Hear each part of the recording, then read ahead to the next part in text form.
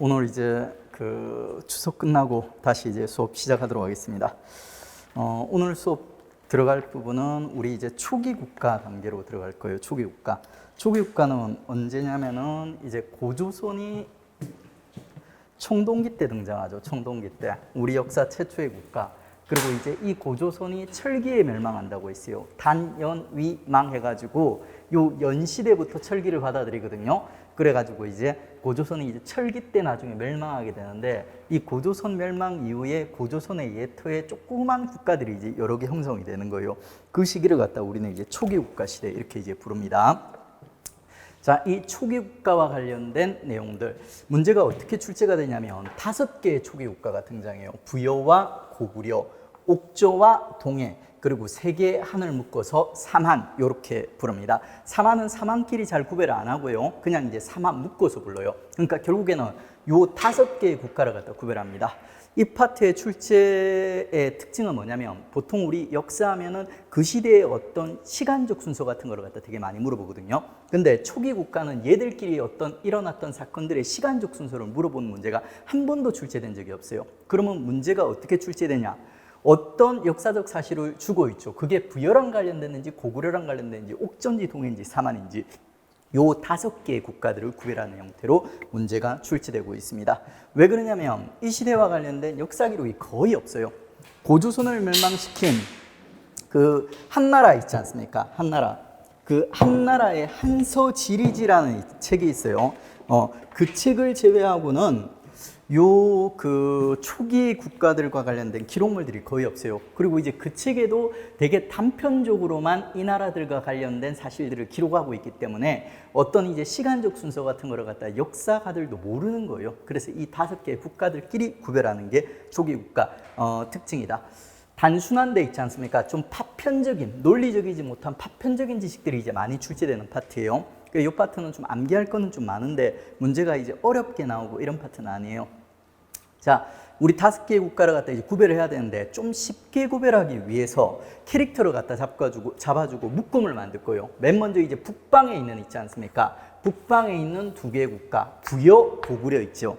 요 2개가 성격이 좀 비슷해요. 고구려가 부여에서부터 뻗어나오거든요. 그래, 요 2개를 갖다 묶을 거예요. 묶은 다음에 공통점 안에서 또 얘들이 또 차이점들이 있어요. 그런 이제 캐릭터를 잡아가지고 접근을 하면 조금 쉽게 있지 않습니까? 요 5개의 국가들을 갖다 우리가 비교 정리할 수 있습니다. 자, 먼저 이제 부여는 있죠. 특징이 중국과 가장 가까워요. 그래서 중국의 영향을 갖다 가장 많이 받는 나라. 그래서 중국의 영향을 받은 흔적들이 가장 강하게 등장해요. 가장 이제 선진국가이기도 합니다. 당시에는 이제 중국으로부터 선진문물들이 대부분 등장했기 때문에. 그 다음에 부여의 2번째 특징, 첫 번째는 중국의 영향을 많이 받았다. 그 다음에 경제적으로 얘는 반농반목이라는 특징을 가지고 있어요. 우리나라 국가들은 대부분 농경국가예요. 농경국가. 근데 얘는 목축과 농경을 병행하는 곳이에요. 요 부여 땅 일대에 큰 평야가 있거든요. 그 평야 일대가 농사를 짓기도 좋고, 그리고 동물들도 많이 살아요. 되게 이제 그 혜택을 많이 받은, 이게 자연적 혜택을 많이 받은 이제 좋은 땅에 이제 부여가 자리를 잡고 있었던 거예요. 그래서 이제 반농과 방목이라는 특징을 가지고 있는 게 부여의 특징이다. 그 다음에 고구려는 있죠.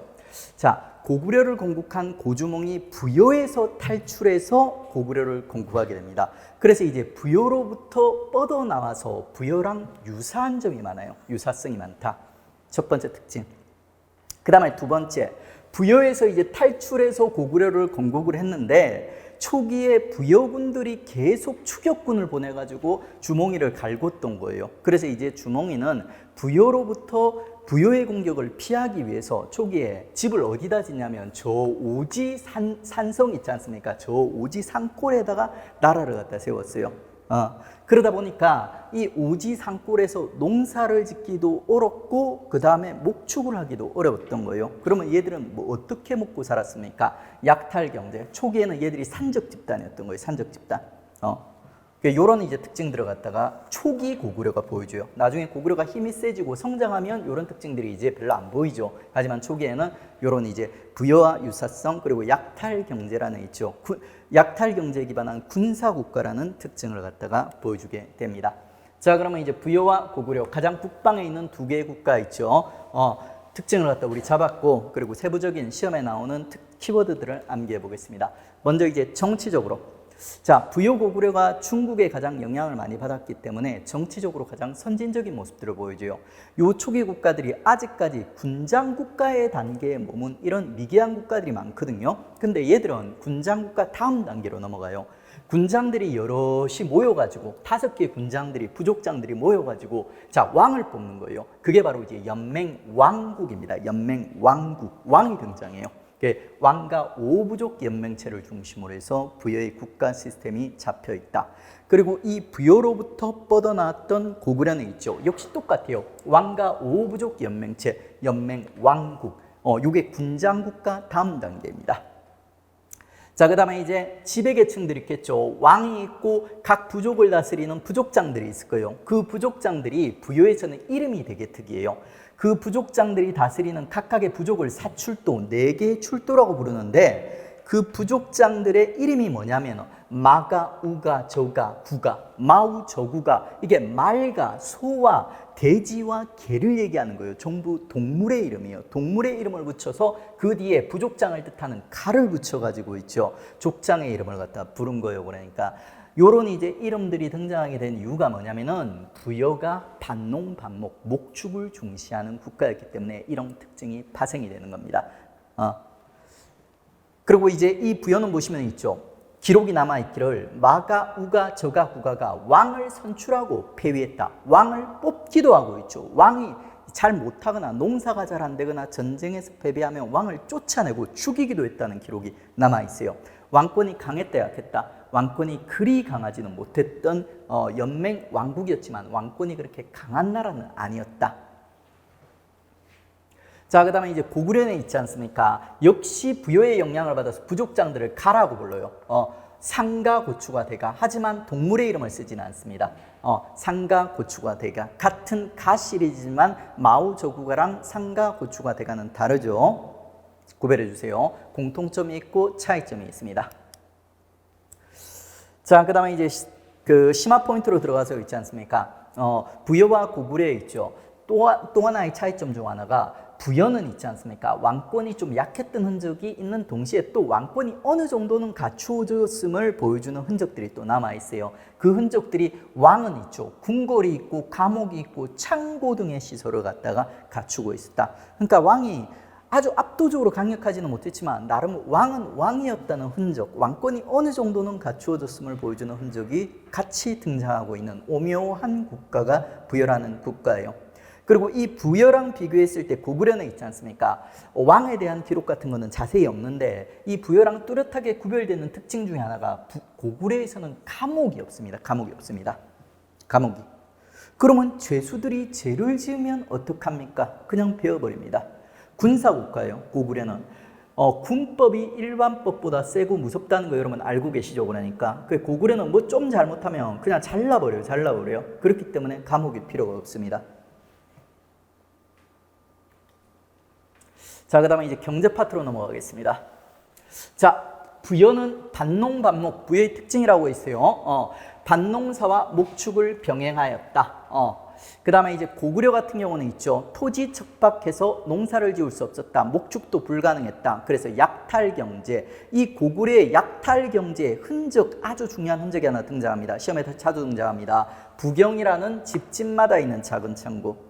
자, 부여에서는 왕이 큰 창고로 가지고 있다고 있어요. 맞죠? 그 창고랑 달라요. 고구려의 약탈 경제를 갖다 보여주는 집집마다 있는 작은 창고예요. 그러니까 둘 다 창고가 있는데 부여는 왕이 가진 창고예요. 보물들이 막 쌓이는 창고. 이건 그냥 집집마다 있는 그 고구려가 약탈 경제다 보니까 한 마을을 털고 오고 나면 그 털고 온 물건들을 집집마다 조금씩 쌓아놓고 이걸 먹다가 또 이게 떨어지면 또 덜러 가고 그랬던 거예요. 부경은 이제 고구려 특수에 있죠. 집집마다 있던 작은 창고로 약탈 경제의 흔적을 보여주고 있습니다. 자, 그 다음에 이제 부여와 고구려의 이제 사회상과 관련된 내용들. 내용이 좀 많은데 여러분이 이제 부여와 고구려의 캐릭터를 잘 잡고 연결하시면 암기량이 줄어듭니다. 자, 부여는 있죠. 후덕하고 체구가 크다고 기록이 되어 있어요. 중국 기록에 의하면. 왜 그러냐? 부여가 살던 땅이 좋아서 그래요. 땅이 되게 넓고 있지 않습니까? 목축도 할 수 있고 농경도 농사도 짓기 좋았다고 했죠. 애들이 잘 먹어가지고 있죠. 잘 먹고 그러다 보니까 인품도 훌륭한 거야. 그리고 체구도 큰 거예요. 실제로 중국 애들 보면 있지 않습니까? 중국이 되게 다민족 국가지 않습니까? 중국의 북쪽 애들, 만주 쪽 애들이 남쪽 애들보다 되게 키가 크고 있지 않습니까? 훤칠한 이런 느낌을 갖다 주고 됩니다. 남쪽으로 내려갈수록 애들이 짜리몽따해져요. 그러니까 짜리몽따라고 동글동글동글한 이런 스타일이고, 위로 갈수록 늘씬늘씬하게. 북방 애들은 우리나라 사람들보다 키가 큽니다. 그러니까 자, 그 부여도 이제 거의 비슷한 지역이다 보니까 이런 이제 스타일.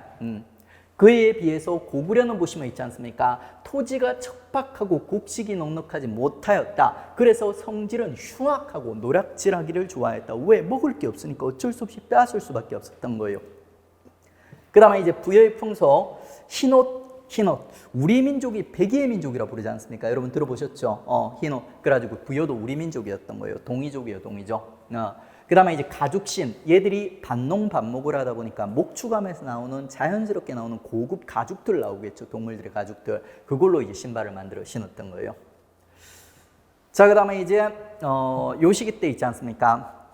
제천 행사들 많이 이루어집니다. 군장 국가에서 연결돼서 온 거예요. 군장이 제사장이었지 않습니까? 그래서 하늘에 막 제사 지내고 그러던 풍속이 요 초기 국가까지도 연결돼서 오는 거예요.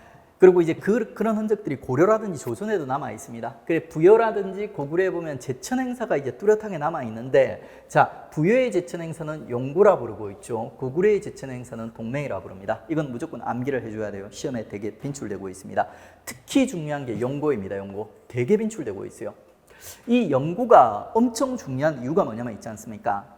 제천 행사 중에서도 좀 특이점이 있는 거예요. 특이점이. 제천 행사, 예전 농경민족들이 하늘을 가장 감사하던 때는 가을, 추수감사절. 우리나라로 치면 얼마 전 바로 추석 얘기하는 거예요. 추석.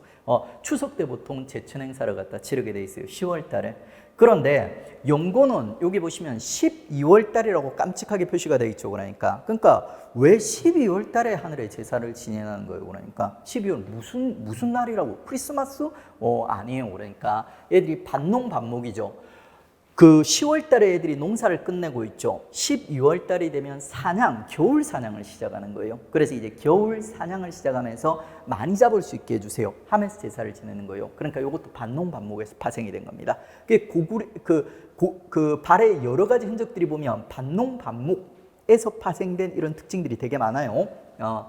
그 다음에 이제 우제전복, 요거는 뭐냐면 소를 죽여서 있죠. 점을 보는 거예요. 소를 높은 곳에서 떨어뜨려서 그 소의 발굽 모양을 보고 점을 봤다고 봅니다.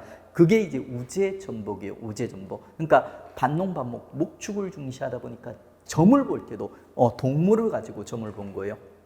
자, 그 다음에 이제 고구려는 있죠. 동맹이라는 제천 행사가 있었어요. 10월 달에. 이게 어떻게 보면 되게 평범한데 어떻게 보면 좀 특이해요. 이상한 거예요. 왜 그러냐면 고구려는 농사를 지어요, 안 지어요? 약탈 국가죠. 그런데 이것들이 왜 10월 달이 되면 하늘에 감사하죠? 주변 국가들을 갖다 약탈을 했던 거예요. 그래가지고 주변 국가들 대신 지네가 동맹이라는 동맹국들 덕분에 있죠. 주변 국가들 덕분에 지네가 대신 행복했던 거예요. 그래서 제천 행사를 대신 지내준 겁니다. 자, 그 다음에 이제 결혼과 관련된 풍속. 자, 고구려와 부여의 공통점 하나 나옵니다. 형사치수제. 요 시기 때는 정복전쟁이 되게 활발하던 시기예요. 그래서 남자들이 되게 많이 죽어요. 빨리 죽어요. 남자들 평균 연령이 20대입니다. 되게 전쟁이라든지 이런 것 때문에 되게 많이 일찍 죽는 거예요. 그러다 보니까 이제 형이 죽으면 동생이 형수를 갖다가 취하는 제도, 아내로 취하는 제도. 그게 형사치수제인데 요거는 이제 부여와 고구려 공통입니다. 자, 그 다음에 이제 결혼과 가족 관계에 있어서, 자, 고구려 부여의 차이점이 하나 있는데 있죠.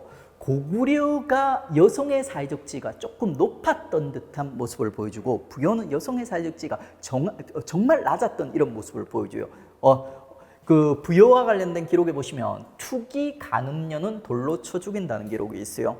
간음녀는 무슨 말인지 여러분 아실 거고, 바람핀 여자. 투기는 뭐냐면 있지 않습니까? 질투하는 여자예요. 질투하는 여자. 그러니까 남자가, 아내가 마음에 안 들면 그냥 마음대로 죽일 수 있는 이런 분위기였던 거예요. 그게 이제 부여예요. 투기 간음녀.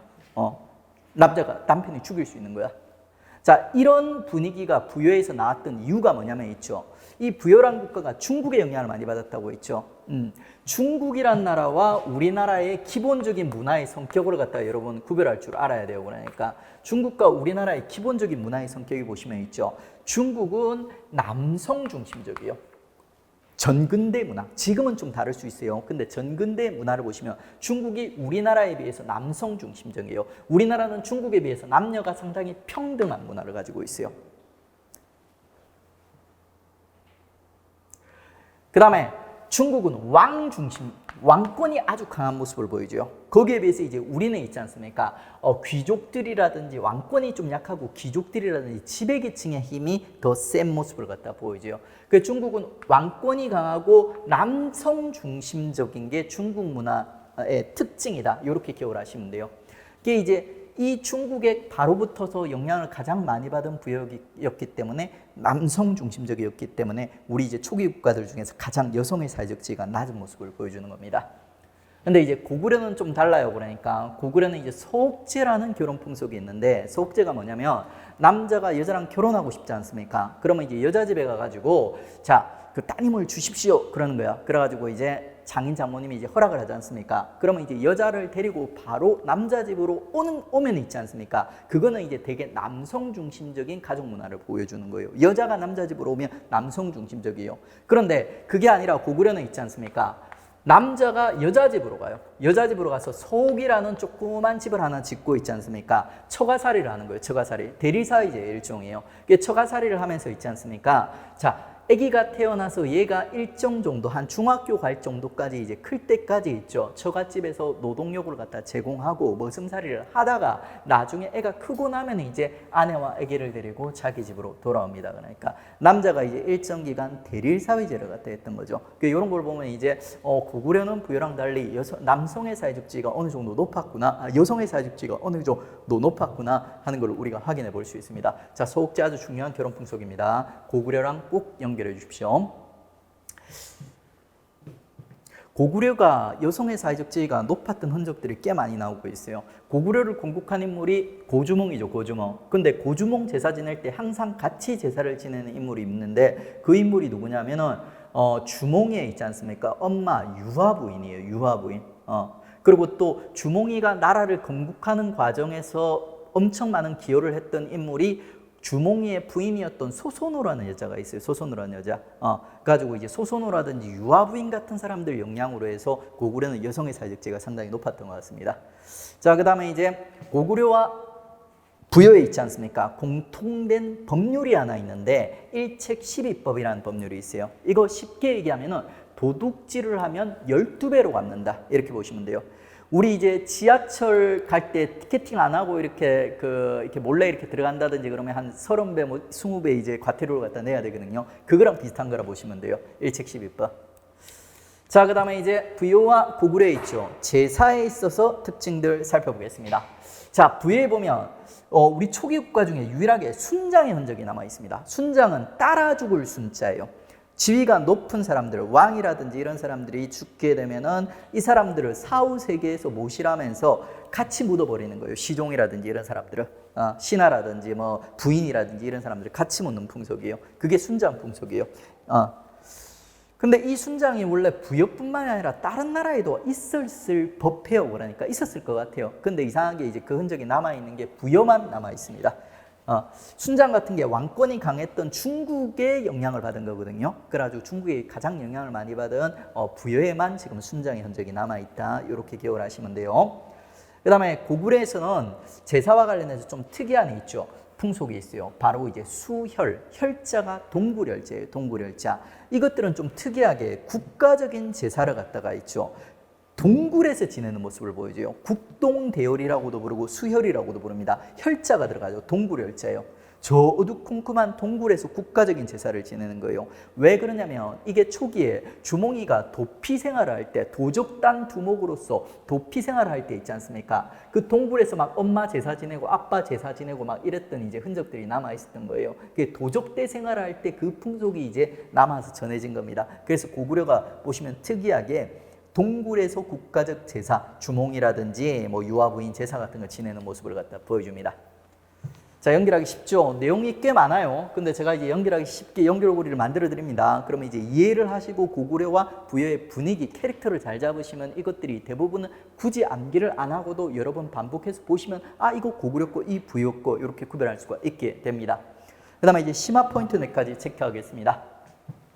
자, 부여, 고구려의 경제와 관련해서 이거 부여가 빠졌어요. 부여 체크해 주세요. 부여. 자, 부여에서는 기록에 밭농사를 지었다고 돼 있는데 주로 오곡을 생산하였다 이렇게 돼 있습니다. 오곡. 그리고 과일을 생산하지 않았다 이렇게 기록이 돼 있어요.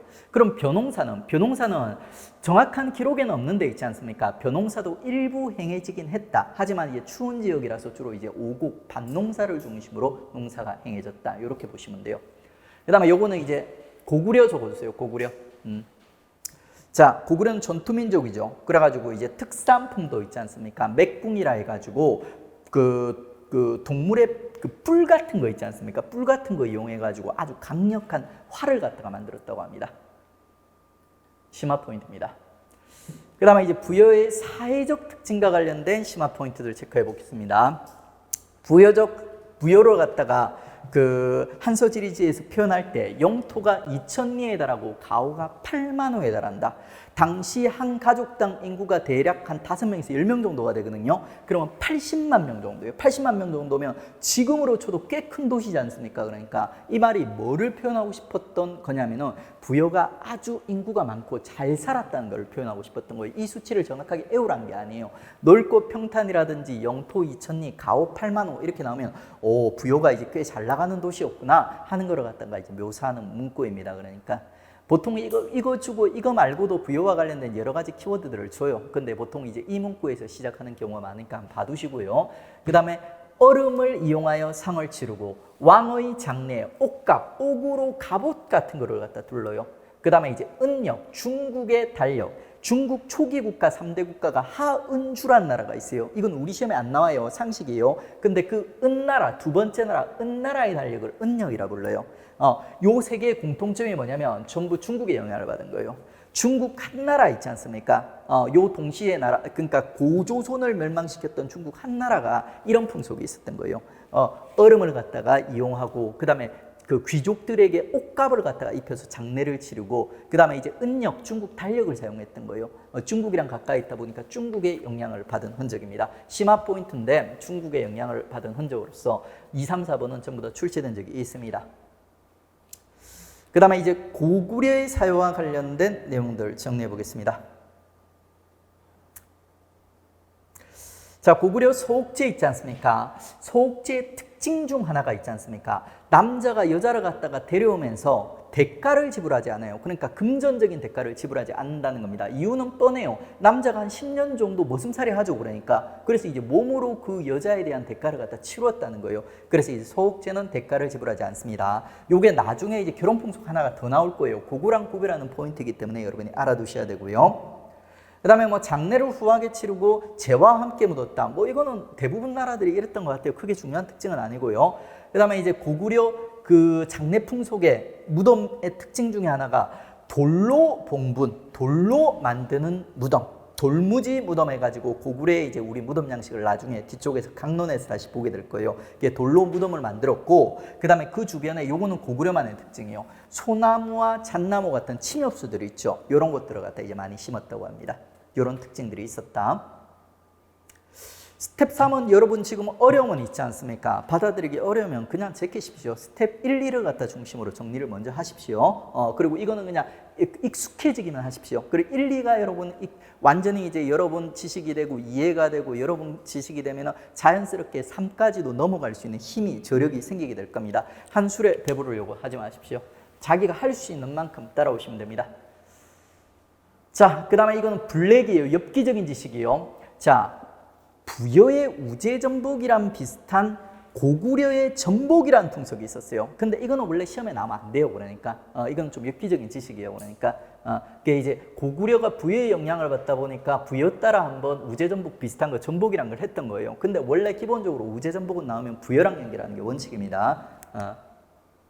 이거 예전에 한번 그 오답이 제기돼 가지고 복수 정답 처리된 적이 있어요. 근데 기본적으로 우제전복 내면은 부여라고 해가지고 시험 문제 내는 거예요. 그러니까 자, 그 다음에 이제 우리 고조선의 영향을 부여가 받게 돼요. 그러니까 우리 초기 국가 중에 나머지 국가들은 전부 고조선 이후에 등장한 국가들이에요. 근데 부여는 고조선이랑 이제 겹치는 시기가 좀 있거든요. 그러니까 이제 부여도 고조선의 영향을 많이 받아요. 그 다음에 이제 부여에 또 고구려가 영향을 받아요. 그래서 고조선의 살사라는 법에 부여랑 고구려의 법률들이 조금씩 영향을 받으면서 좀 색다른 모습들을 갖다 보여주는 거예요. 그러니까 비슷한 법률이 나오는데 뭔가 미묘하게 다른 거야. 요거를 갖다 구별할지 알아야 되는 거야.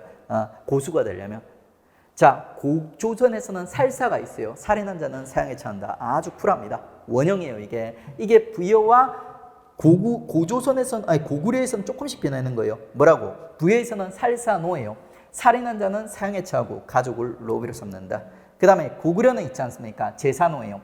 자, 살인이나 중범죄를 저지른 자들을 갖다가 제가해에서 사형에 처한다. 제가해는 고구려의 귀족회입니다. 요거 귀족회의를 우리 제도사 가면은 삼국의 귀족회의를 전부 다 배우게 될 거예요. 근데 미리 암기해 두세요. 고구려의 유명한 귀족회의가 있는데 그 귀족회의에서 사형에 처하고 가족은 노비를 삼는다. 그게 살사, 살사노, 제사노 요걸 바탕으로 고조선, 부여, 고구려를 구별할지 알아야 돼요. 이게 딱 나오고 이거 어느 나라랑 관련된 풍속이니 하면 이거 고구려요, 이거 부여요, 이거 고조선요. 이렇게 구별할 줄 알면 문제가 풀려요. 자, 그 다음에 이제 부여와 초기 고구려의 주요 사건들 있죠. 요거는 심화 특수주제에서 다룰게요. 제가 이제 요 부분 표시를 못 해놨는데 여러분이 좀 메모를 해주십시오. 요거는 그 출제 빈도도 되게 낮고 있죠. 되게 좀 까다로운 파트들이에요. 출제 빈도 엄청 낮습니다. 예. 근데 또 버리기는 또 그래. 그러니까 유리왕이라든지 이런 것들은 또 알아둬야 되거든요. 어쩌다 한 번씩 언급되니까. 요거는 심화 특수주에서 이런 것들이 이제 한 5분, 3분 정도 해가지고 제가 짤막짤막하게 해가지고 여러분이 정리할 수 있게 있죠. 유튜브 영상을 올려드리겠습니다. 그러면 여러분이 이제 요 코드 찍어가지고 가서 이제 짧게 공부를 해주시면 돼요. 필요할 때마다. 자, 이렇게 이제 부여와 고구려 초기 국가 5대 국가 중에 가장 내용이 많은 나라 2개였어요. 이게 이제 옥조동에 4만 합한 것만큼 많습니다. 그러니까 가장 어려운 파트를 갖다 정복을 했습니다. 지식이 되게 좀 산만한데 그 산만한 지식을 제가 억지로 캐릭터를 만들어가지고 막 연결을 해드렸어요. 그러니까 좀 반복해서 들으세요. 그러면 이제 자연스럽게 기억하게 되실 겁니다. 자, 그 다음에 이제 옥조동에 들어갈 겁니다. 옥조동에는 이제 한반도 북부에 있지 않습니까? 자, 동해안 일대에 자리 잡고 있던 2개의 국가예요. 요 국가들의 공통점은 뭐냐면 있죠. 고조선의 수탈을 심각하게 받던 나라들이었다는 겁니다. 고조선 그 셔틀이라고 보시면 돼요. 고구려 셔틀이라고 보시면 돼요. 셔틀. 그 다음에 이 2개 국가 다 좀 미개한 국가예요. 둘 다 신석기적 전통이 아주 강한 있죠. 강하게 남아있는 군장 국가 단계예요. 그러니까 정치적으로 얘들이 성장을 못하다 보니까 고조선한테 이제 매번 삥 뜯기던 있죠. 좀 유약한 2개 동해안 일대 국가입니다. 옥조동해가 되게 공통점이 많아요. 그래가지고 이제 요 2개를 공통점과 차이점을 중심으로 해서 우리가 또 잘 정리를 해 두셔야 돼요. 일단 이 2개의 국계 단계는 연맹 왕국이 아니라 군장 국가 단계라고 했어요. 그리고 이제 군장 국가니까 군장들이 있겠죠. 그 군장을 뭐라고 불렀는가? 고조선에서는 단군 왕검이라 불렀죠. 그거랑 비슷한 명칭들이 있는 거예요. 뭐라고 불렀니? 읍군이라든지 삼노 이렇게 불렀어요. 얘도 마찬가지로 읍군, 삼노. 읍군, 삼노가 항상 붙어서 나옵니다. 읍군, 삼노가 이제 옥조와 동해의 군장들을 뜻합니다. 그 다음에 이제 정치적으로 고구려의 수탈을 갖다 봤던 셔틀들이었고요. 그 다음에 뭐를 주로 삥 뜯겼니? 특산물이 바로 뭘 삥 뜯겼니? 하는 거예요. 옥조는 정말 착한 것들, 소금, 해산물 이런 것들을 이제 삥 뜯기고요. 그 다음에 이제 동해는 좀 특이한 것들 삥 뜯겨요. 단궁, 화살이에요. 짧은 활. 그 다음에 과하마, 전투마예요. 말이에요. 반어피, 바다표범의 가죽이에요. 그러니까 약간 좀 세 보이는, 무서워 보이는 애들을 갖다가 얘들은 이제 갖다 바쳤던 거예요. 자, 그 다음에 이제 옥조와 동해의 사회적인 특징들. 옥조가 보면 있죠. 유일하게 제천 행사가 없어요. 5개 초기 국가들 중에. 왜 그러냐면 고구려 바로 밑에 붙어 있죠. 가장 심각하게 삥 뜯겼던 거예요. 가장 심각하게. 옥조가 고구려한테 가장 심각하게 삥 뜯기다 보니까 얘들은 가을에 추수를 하면 전부 다 삥 뜯기고 하나도 기쁘지 않아요. 제천 행사를 안 해요. 누가 대신해 준다? 고구려가 대신해 줘요. 동맹국 덕분에 동맹. 옥조만 제천 행서가 없어. 그 다음에 이제 동해는 그래도 조금 이제 그 고구려랑 좀 거리가 있어요. 중간에 이제 옥조라는 버퍼 지역이 있으니까 그래가지고 얘들은 제천 행사를 합니다. 무천. 이게 원래 역사적 사실은 아닌데 암기를 할 때 옥조와 동해를 갖다 구별해서 암기를 할 때 좀 쉽게 기억을 하려면 이렇게 기억을 하세요. 그러니까 동해 특산물이 보면 무기들이 많아요. 당군, 가마 이런 것들. 그리고 바다포병 가죽도 뭔가 좀 쌀벌한 느낌이죠. 그러니까 얘들이 싸움을 좀 잘했다는 거예요. 싸울 무자 해가지고 무천, 원래는 충무자예요. 그래가지고 이제 그냥 구별하기 쉽게 암기할 때는 동해 애들은 좀 싸움을 잘해가지고 좀 덜 삥 뜯겼다. 무천, 당군, 가마, 반어피 이렇게 연결해 주시면 좋습니다. 그 다음에 이제 그 밖의 사회적 특징에 보시면 옥조에 골장제 가족묘 혹은 세골장이라고 불리는 있죠. 좀 특이한 장례 풍속이 있어요. 이게 뭐냐면 그 가족들이 죽지 않습니까? 그러면 이제 각각 이제 매장을 하는 거예요. 매장을 했다가 가매장을 하는 거예요. 대충 매장을 해놨다가 그 다음에 이제 얘들이 다 죽고 나면 큰 나무 목각을 만들어 가지고 있죠. 큰 나무각 안에 얘들을 갖다 같이 묻어주는 거예요. 이게 가족묘, 골장제, 세골장이라고 불리는 풍속입니다. 이런 풍속이 왜 나왔냐면 이게 신석기에서 유래가 된 거예요. 신석기가 되게 가족을 중시하는 가족 중심의 그 사회였거든요. 그래서 이제 가족 간의 이제 유대를 보여주는 신석기적 풍속이 바로 골장제입니다. 근데 이제 동해에도 보면 이런 신석기적 풍속이 남아있는데 얘는 좀 까칠한 신석기적 풍속이 남아있어요. 그 신석기적 풍속이 뭐냐면은 일단 첫 번째는 이제 족외원. 족외원은 신석기 풍속으로서 결혼만은 다른 부족이랑 한다는 거예요. 신석기가 기본적으로 자기 그 가족들끼리, 자기 시족들끼리 모든 걸 해결하려고 하는데 유전적인 문제 때문에 결혼말은 다른 시족이랑 한다는 거예요. 그게 이제 그 족외원 신석기적 풍속이고, 그 다음에 체카는 뭐냐면 있지 않습니까? 신석기 시족이 있어요. 그리고 또 다른 시족이 있어요. 이 상황에서 자, 이웃 시족이 만약에 우리 시족 영토로 갔다가 침범하게 된다. 이거는 절대 있을 수 없는 일이에요. 얘들끼리 유대가 되게 강하기 때문에 만약 이런 실수로 갔다가 저지르게 되면 배상을 하는 제도가 체카예요. 가족 간의 경계를 침입 시 배상하는 제도. 그러니까 그만큼 가족 간의 이제 경계를 갖다가 중시하는 거예요. 되게 폐쇄적인 가족 문화를 갖다 보여주는 풍속이 있죠. 까칠한 가족 문화를 갖다 보여주는 게 체카예요. 체카. 그 이제 옥조는 골장제 같은 신석기적 풍속이 있죠. 동해는 족외원이라든지 체카 같은 애 있죠. 신석기적 풍속이 남아 있습니다. 공통점이 되게 많은데 그 가운데 이제 차이점들을 잘 정리해야 돼요. 요 둘을 경쟁을 시키니까. 자, 그다음에 이제 옥조동의 심화 포인트들을 정리하겠습니다. 자, 그 동해와 옥조의 군장을 언급할 때 읍군 삼로만 나오는 경우도 있는데 최근 사료에는 앞에 후가 붙는 경우도 있어요. 후. 최근 연구 성과예요. 후가 이제 읍군보다도 좀 높은 이 있지 않습니까? 군장이었다고 합니다. 후가 빠지거나 혹은 읍군 삼로가 나오더라도 있죠. 들어가거나 읍군 삼로가 나오더라도 여러분 이게 옥조 동해구나 하는 걸 갖다 구별하시면 돼요. 후는 빠졌다 들어갔다 하는데 읍군 삼로는 빠지지 않습니다.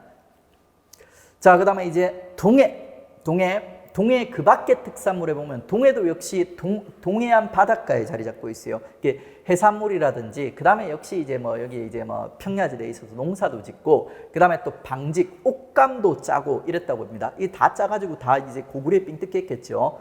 이런 특산물들이 있다. 그 다음에 이제 동해에 있지 않습니까? 최근 발굴 성과가 있어요. 여자형 집터, 철자형 집터. 요건 뒤쪽에 우리 사진으로 볼 거예요. 사진으로. 여자형 집터가 이렇게 생긴 거예요. 이렇게. 이게 여자형이에요. 그 다음에 여자형. 제가 착각을 했어요. 여자는 이렇게 생겼어요. 이거 여자. 그 다음에 이제 철자형 집터가 이렇게 생겼어요. 철자형 집터가. 철자형 집터. 이런 집터들이 이제 강원도 동해안 일대에서 이제 발굴되는 모습을 보여줍니다. 자, 그 다음에 이제 그 옥조에 있지 않습니까? 옥조에 결혼 풍속 하나가 아주 중요한 게 등장합니다. 민며느리제. 자, 우리 결혼 풍속 소옥제 봤죠? 고구려의 소옥제랑 이제 비교해서 잘 정리를 하셔야 돼요. 소옥제는 남자가 여자 집으로 가요? 여자가 남자 집으로 가요? 남자가 여자 집으로 가죠. 민며느리제는 반대입니다. 여자가 남자 집으로 갑니다. 그러니까 그 다음에 또 하나의 차이가 뭐냐면은 소옥제는 남자가 여자 집에 경제적 대가를 갖다가 금전적 대가를 치르지 않는다고 했습니다. 그런데 민며느리제는 남자 집에서 여자 집에 금전적 대가를 치르게 돼 있어요. 그러니까 왜? 여자라는 노동력을 자기 집으로 데리고 왔지 않습니까? 그리고 아무런 대가, 남자가 여자 집에 가서 일을 해준다든지 어떤 대가를 치르지가 않았어요. 그러니까 소옥제 같이. 그렇기 때문에 이제 자연스럽게 민며느리제는 있지 않습니까? 남자 집에서 결혼할 때 대가를 갖다가 지불하는 모습을 보여줍니다.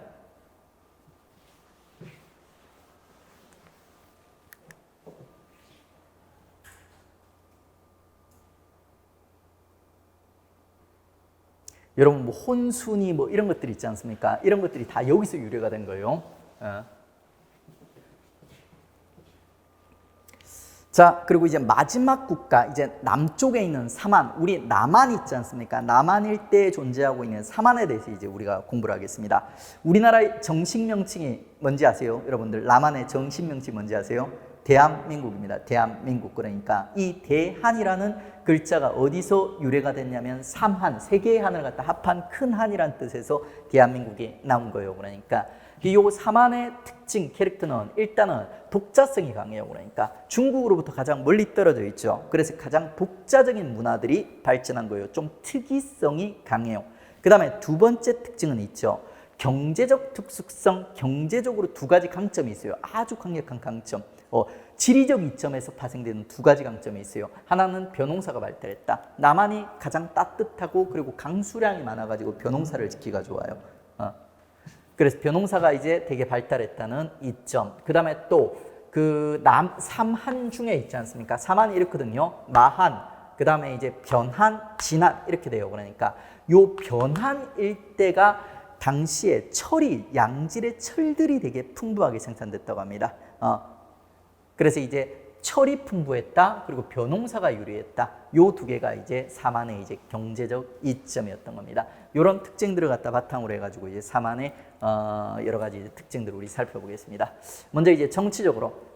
자, 삼한도 있지 않습니까? 삼한은 정치 체제가 좀 특이해요. 그러니까 일단은 100여 개, 조그만 100여 개의 소국들로 분리가 되어 있어요.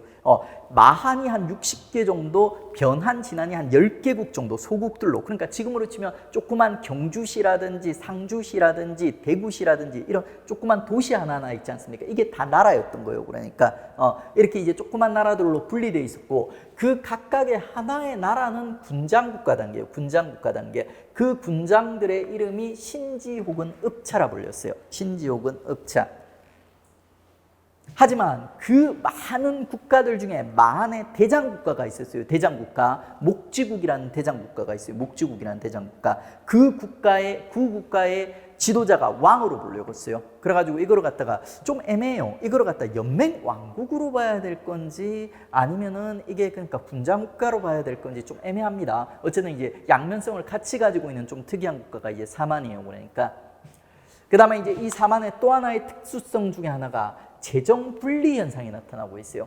원래 이제 얘들이 하나하나가 군장국가 단계이기 때문에 군장국가는 재정 일치 현상, 일치라는 특징을 가지고 있죠. 근데 얘들이 좀 특이하게 재정 분리 현상을 보여주고 있어요.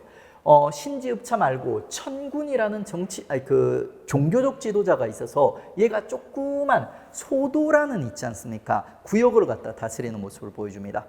그리고 이제 이 천군이 다스리는 소도는 있죠. 신지랑 읍차에게 죄를 지은 자라도 있죠. 처벌하지 못했다고 했어요. 신지랑 읍차가. 이게 이제 독자적인 종교적 지도자인 천군이 다스리는 독자적인 소도 같은 마을 같은 게 있었다. 그리고 이제 경제적으로 이미 얘기했어요. 벼농사 발달하였다. 그리고 이제 변한의 철. 그리고 이제 이 철이 이제 덩이새.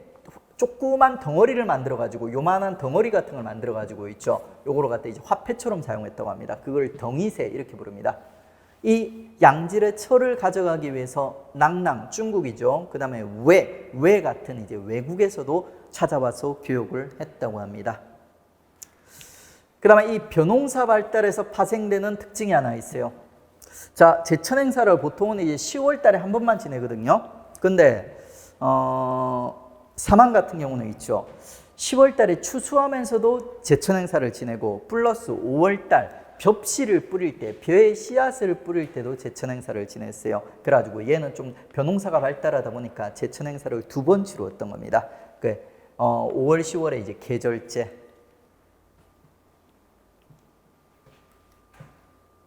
자, 그 다음에 이제 사만에 이제 그 여러 가지 이제 풍속들, 심한 내용들이 이제 들어가도록 하겠습니다. 양잠은 누에라고 하는 건데, 누에가 이제 뽕나무를 먹고 이제 자라는 거예요. 누에라는 그 곤충이 그러니까. 그리고 이제 이 누에가 똥을 싸는데 그 똥이 실 같아요. 그걸로 이제 비단을 만드는 거예요. 비단. 그 비단 사업을 갖다 우리는 양잠이라 부릅니다. 양잠. 그래서 양잠이라든지 면포, 옷감 같은 거를 갖다가 제작을 했다 하는 기록이 남아 있고요. 그 다음에 얘들이 사만이 이상한 풍속들이 되게 많다고 했어요. 그 이상한 풍속들 보시면 편도 풍속 해가지고 어린 애기들 있지 않습니까? 애기들 머리뼈가 좀 말랑말랑해요. 그래가지고 이제 이 어린 애기들 머리에 무거운 돌을 얹어 놓은 거예요. 그러면 이 머리뼈가 이제 눌리는 거예요. 그래가지고 이제 평평한 머리를 갖다 만드는 이런 이제 편두 풍속 같은 이런 엽기적인 이상한 풍속도 있었다고 합니다. 얘들은 이제 머리 평평한 애들이 멋있다고 보였나 봐요. 그 다음에 이제 문신 같은 거 새기는 풍속. 요즘 이제 그 젊으신 분들이 이제 문신 많이 새기죠, 그러니까. 근데 이제 이게 우리 옛날부터 이제 이런 풍속이 있었어요. 그 다음에 뭐 새 깃털을 같이 매장하는 풍속. 뭐 크게 중요하진 않습니다. 근데 이제 사만에 이제 엽기적인 좀 이상한 풍속에 이런 것들이 있었다. 가볍게 이제 봐주시면 돼요. 그 다음에 이제 사진 보시면 요게 아까 동해 여자형, 요게 철자형 집토고요. 요게 덩이새고요. 요거는 이제 소도를 갖다 상징하는 솥대 얘기하는 겁니다. 솥대. 여기부터 소도입니다 하는 걸 갖다 상징하는 마크예요. 그 다음에 이제 사만의 또 엽기적인 이제 2가지 이제 흔적이, 자, 사만의 토실이라 해가지고 있죠. 토실이라 해가지고 사만 사람들이 굴에서 살았던 거예요. 이미 철기시려면 지상가 옥화된 지 한참 지났어요. 근데 이것들이 이상하게 굴 파고 살아. 그 다음에 이제 뭐 마안의 죽으묘. 이거는 뭐 하는 건지 잘 몰라요. 이 무덤 같기도 하고 뭔지 잘 모르겠는데, 마안의 죽으묘라고 해가지고 좀 특이한 있지 않습니까? 가에 이렇게 또랑을 파놓은 있죠. 요런 이제 묘지 비슷한 것이 또 발굴이 됐습니다. 그러니까 요게 이제 마안의 좀 특이한 내용들 있죠. 사만의 좀 특이한 내용들로 여러분 한번 봐주시면 돼요. 빈출되지는 않습니다. 그 다음에 이것도 그냥 상식선상에서 한번 보시면 돼요. 우리 이제 고조선 마지막에 공부하다 보면은 고조선이 이제 망하는 과정에서 고조선의 일부 세력들이 남방의 진으로 이렇게 뭐 남하였다 이런 기록들이 남아 있어요. 그러니까 그게 원래 이제 그 남쪽에 이제 진이라는 국가가 있었고, 그 진이라는 국가가 실제로 하나의 국가라기보다는 목지국을 중심으로 한 소국들의 집합체, 이렇게 이제 보시면 되는 거예요. 그 소국들의 집합체가 이제 뭐 마한, 진안, 변한 이런 식으로 이제 그 난립하고 있었던 거죠.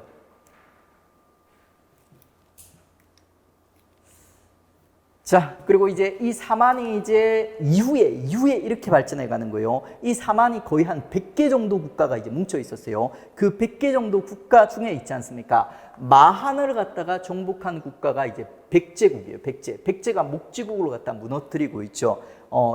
그 사만을 갖다가 이제 그 마한을 갖다가 정복하게 되고, 그 다음에 이 변한 일대를 갖다가 통합했던 세력이 누구냐면 가야가 될 거예요. 가야.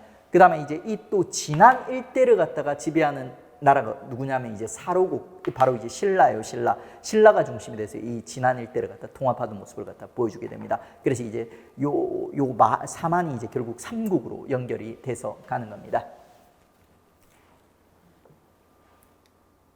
자, 관련된 문제 풀어보죠. 다음 복에서 제시한 풍속 가진 국가에 대한 설명으로 옳지 않은 것은 형벌, 엄격, 각박, 사람을 죽인 자는 사형에 처하고 그 가족은 노비로 삼는다. 자, 공부가 완성된 학생은 이 첫 번째 문장만 보고도 이거 어떤 나라인지 나와야 돼요. 그러니까 지금 보니까 노조, 그러니까 어떤 나라예요? 부예요. 그것만 보고도 나와야 돼요. 근데 뒤에 확인을 해봐야 돼요. 도둑질하면 12배, 일책 12법, 고구려와 부의 공통점, 그 다음에 남녀간에 음란한 짓을 하거나 부인이 투기하면 모두 죽였다. 여기 보니까 이제 확실해지죠. 부여라는 거. 그 정도 이제 봐주시면 돼요. 그러니까 부여가 돼요. 그러면 이제 부여와 관련된 설명으로 옳지 않은 것은 1번, 사람을 죽여서 순장을 하는데, 자, 순장 어느 나라 거? 부여. 좋아요. 중국의 영향을 많이 받았죠. 그 다음에 송화강 유역의 평야지대를 중심으로 성장, 농경과 목축이 성행하였다. 어때요? 맞죠?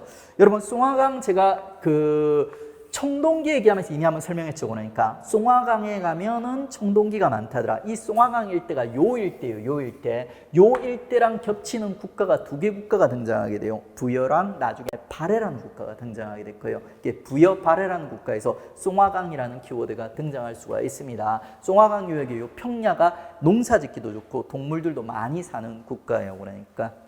자, 그 다음에 마가, 우가, 저가, 구가 사출도 구역을 다스렸다. 어때요? 정확한 표현이죠. 그 다음에 서옥제라는 대리사회제 풍속이 있었다. 어느 나라입니까? 고구려가 되죠. 그래서 정답은 이제 4번이 되는 겁니다. 이런 식으로 이제 나라들끼리 구별하는 형태로 문제가 출제된다. 이 시대는 순서 묻는 문제가 출제되지 않는다. 자, 다음 자료에 가나 국가에 대한 설명으로 옳은 것은 산천을 중시하고 산과 내마다 구분이 있어 함부로 들어가지 않으며 이를 어기면 우마로 배상하였다. 자, 무슨 제도 얘기하는 겁니까? 체카. 구역을 침범하지 말라. 체카 얘기하는 거예요. 그럼 어느 나라입니까? 동해 얘기하는 거죠. 까칠한 동해요. 까칠한 동해. 가족이 죽으면 시체를 가매장, 나중에 급별을 추려 가족 공동 무덤인 커다란 목각에 안치하였다. 이건 무슨 제도 얘기하는 거예요? 골장제 얘기하는 거죠. 가족묘 얘기하는 거죠. 어느 나라입니까? 옥제 얘기하는 거죠. 요거는 이제 옥조와 동해를 경쟁시키는 거죠. 앞서 문제는 고구려와 부여를 경쟁시켰어요. 왜? 고구려 부여가 공통점이 많으니까. 그 다음에 다음 문제는 옥조와 동해를 갖다 경쟁을 시켰어요. 근데 실제로 막 5개 경쟁을 막 시키는데 기본적으로 요 두 개가 공통점이 많으니까 요 두 개를 경쟁시키는 경우가 많고요. 요 두 개가 공통점이 많으니까 요 두 개를 경쟁시키는 경우가 많습니다. 근데 결국에는 요 5개의 국가를 갖다 전부 비교를 시킵니다. 부여, 고구려, 옥조, 동해, 그리고 이제 사만. 자, 옳은 것은 1번 동해였죠. 동해는 동해는 12월에 영고라는 제천 행사를 지냈다. 말이 돼요? 안 돼요? 안 되죠. 요거는 부여니까 X. 그 다음에 옥조는 민며느리제. 어때요? 옥조 민며느리제. 매칭이 돼요? 안 돼요? 되죠. 2번이 정답이에요. 그 다음에 가와나는 왕권이 강화된 중앙집권화 국가로 발전하였다. 말이 돼요? 안 돼요? 중앙집권화적 국가로 발전하고 얘들은 왕도 없어요. 그러니까 이 중앙집권화, 왕이 있는 중앙집권화적 국가로 발전하게 되는 국가는 3개 국가밖에 없어요. 고구려, 백제, 신라. 요 3개 국가가 이제 삼국시대를 갖다 열게 되죠. 그 다음에 가와 나의 대가들이 제가회의라는 부족장회의를 운영하였다. 제가회의는 고구려의 귀족회의를 얘기하는 거예요. 그래서 틀리는 거죠. 자, 밑줄 친 이 나라에 대한 설명으로 옳은 것은 이 나라 족장들 중 세력이 큰 자는 스스로 신지라 부르고 그 다음 세력은 읍차라고 하였다. 자, 신지 읍차가 나왔어요. 어떤 나라입니까? 사만이에요. 자, 요거 이제 여러분이 기억을 하세요. 자, 뭐랑 잘 구별해야 되냐면 읍군 삼로랑 신지 읍차를 갖다 구별해야 돼요. 읍군 삼로는 옥조와 동해의 분장들이에요. 그 다음에 신지읍차는 있지 않습니까? 신지읍차. 제가 신지읍차를 갖다 빠뜨린 것 같네요. 신지읍차를 왜 빠뜨렸지? 신지읍차는 사만의 군장들을 갖다 신지읍차라 불렀어요. 얘기했네. 신지읍차라 했어요. 그러니까. 그리고 요 두 개를 갖다 쉽게 구별하는 팁을 알려드릴게요. 자, 사만이죠. 그래서 시옷으로 시작해요. 그 다음에 옥조죠. 그래서 이음으로 시작해요. 어떤 시험 문제도 읍차신지라 부르지 않습니다. 삼로읍군이라 부르지 않습니다. 이유가 뭐냐면 있죠. 읍군이 더 힘이 센 군장이에요. 신지가 더 힘이 센 군장이에요. 이 둘을 언급을 하게 되면 얘는 읍군을 먼저 언급하게 돼 있고 얘는 신지를 먼저 언급하게 돼 있어요. 그래서 이제 시읒, 사만 시읒. 그 다음에 옥조 이응. 동해는 옥조 친구니까 그냥 이응으로 묻어가고 이런 식으로 구별하시면 쉽게 구별할 수 있어요. 신지읍차니까 사만으로 연결합니다. 그 다음에 이제 더 큰 중요한 힌트들이 나와 있죠. 청군, 별도의 제사장, 소도. 자, 그래서 결국 이제 사만이에요. 사만. 1번 부족장들이 사출도라 불리는 지역을 독자적으로 다스렸다. 부여 X. 그 다음에 2번 군장들이 각각 음락을 다스렸고 민며느리 혼인풍속이 있었다. 옥조 X. 그 다음에 5월 10월 풍년기원 추수감사 제천행사. 요게 그 정답이 되겠죠. 그 다음에 각 음락끼리 서로 침범하지 않으며 이를 어기면 소, 말 등으로 갚아야 했다. 체카, 동해 이런 식으로 5개의 국가를 구별하는 형태로 문제가 출제되고 있습니다. 그 다음에 시험 문제에서 또 이렇게 지도를 바탕으로 나올 때가 있는데 쉬워요. 한반도 북부에 있는 2개의 국가 부여, 고구려, 부여, 고구려. 그 다음에 동해안 일대, 북한 일대에 자리 잡고 있는 옥조, 동해. 그리고 한반도 남부에 자리 잡고 있는 삼안. 그래서 제가 이걸 갖다 이미지화할 때 항상 이렇게 형상화하고 있지 않습니까?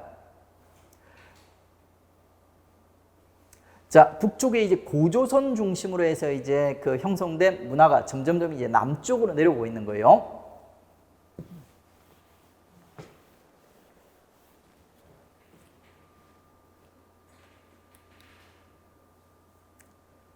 자, 그러면 이제 기역은 부여죠. 소옥제 부여 말이 안 되죠. 요거는 고구려 거니까 동맹도 마찬가지고, 그 다음에 니은은 고구려였죠. 정치와 제사 분리, 재정 분리, 이거는 사만이죠. X. 그 다음에 디글리을은 지금 기역 니은 디글리을은 옥조동해죠. 옥조동해 가들이 행정구역 사출도를 다스렸다. 이거는 부여와 관련된 거니까 역시 틀렸어. 그 다음에 미음메스 시읒은 사만 얘기하는 거예요. 철제 농기구 사용, 농경 발달 말 돼요 안 돼요? 말 되죠. 보니까 철기 발달했고 농경 발달했으니까.